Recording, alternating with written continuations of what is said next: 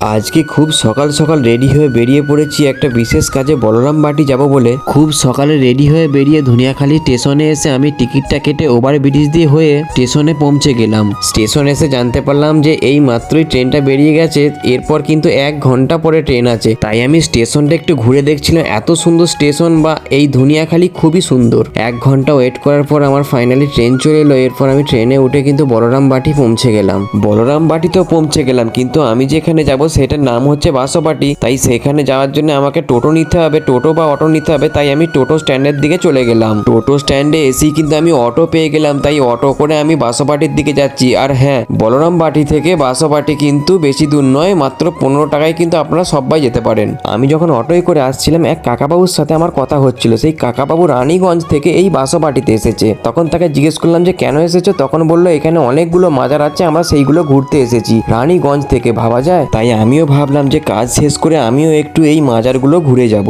নিজের কাজ মিটিয়ে আমি মাজারগুলো ঘুরতে লাগলাম। প্রথম এই মাজারটা ঘুরে দেখলাম এখানে অনেক মানুষ দূর দূরান্ত থেকে এসেছে। তারপরে আমি একটু দ্বিতীয় মাজারের দিকে চলে গেলাম। এখানে কটা মাজার আছে আমি ঠিক বলতে পারছি না, তবে এটা দ্বিতীয় মাজার। এই মাজারটা খুবই সুন্দর, এখানেও কিন্তু অনেক মানুষ দূর দূরান্ত থেকে এসেছে। জায়গাটা কেমন লেগেছে অবশ্যই কিন্তু আমাকে কমেন্টে জানাবে। কাজ শেষ করে ঘোরাঘুরি করতে আমার অনেকটা টাইম লেগে গেছিলো, প্রায় দুপুর হয়ে গেছিলো। তাই আমার খুবই খিদে পেয়েছিল। মা কিন্তু বাড়ি থেকে টিফিন করে দিয়েছিল, তাই আমি স্টেশনে বসেই টিফিনটা খেয়ে ফেললাম। এরপরে কিন্তু আমি বাড়ি চলে যাবো। দেখা হচ্ছে আপনাদের সাথে আবার কোনো ভিডিওতে, ততক্ষণের জন্য টাটা বন্ধুরা।